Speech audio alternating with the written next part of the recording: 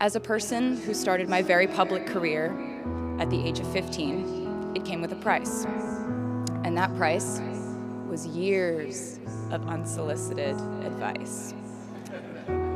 Being the youngest person in every room for over a decade meant that I was constantly being issued warnings from older members of the music industry, media, interviewers, executives, and this advice often presented itself as thinly veiled warnings.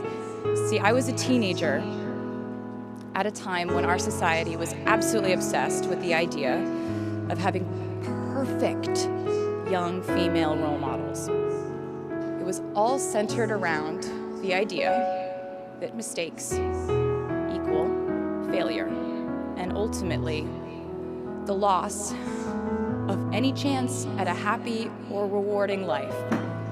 This has not been my experience. My experience has been that my mistakes led to the best things in my life. And being embarrassed when you mess up, it's part of the human experience. Getting back up, dusting yourself off, and seeing who still wants to hang out with you afterward and laugh about it, that's a gift. The times I was told no, or wasn't included, wasn't chosen, didn't win, didn't make the cut, looking back, it really feels like those moments were as important, if not more crucial, than the moments I was told yes.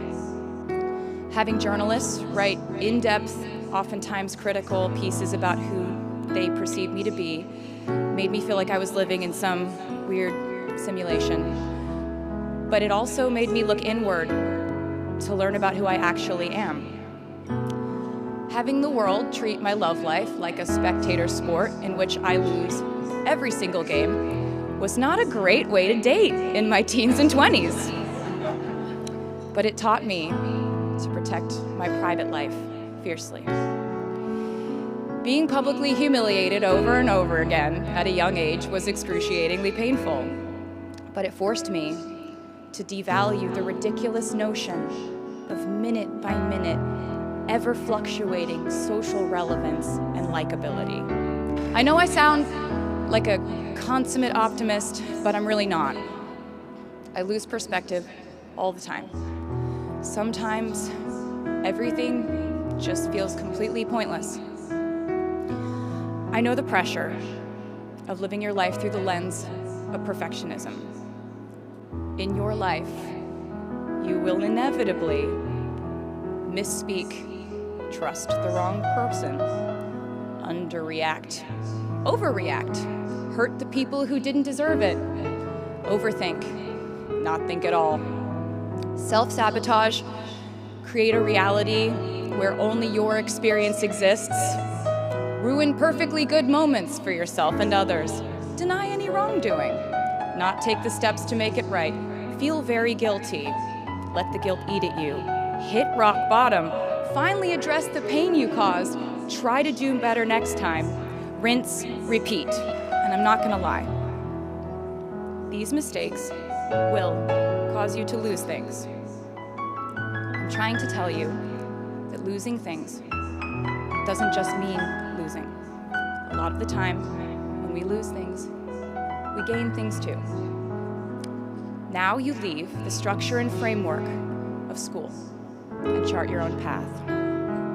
Every choice you make leads to the next choice, which leads to the next, and I know it's hard to know which path to take.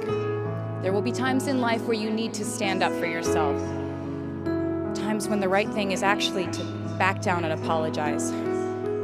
Times when the right thing is to fight. Times when the right thing is to turn and run. Times to hold on with all you have. And times to let go with grace.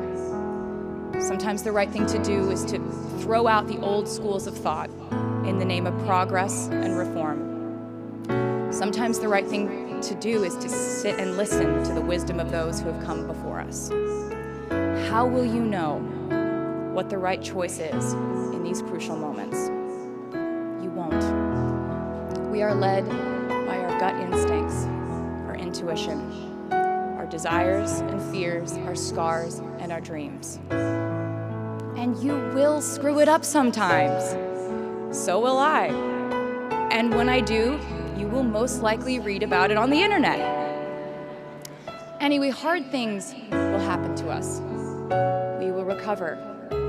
We will learn from it. We will grow more resilient because of it. And as long as we are fortunate enough to be breathing, we will breathe in, breathe through, breathe deep, and breathe out.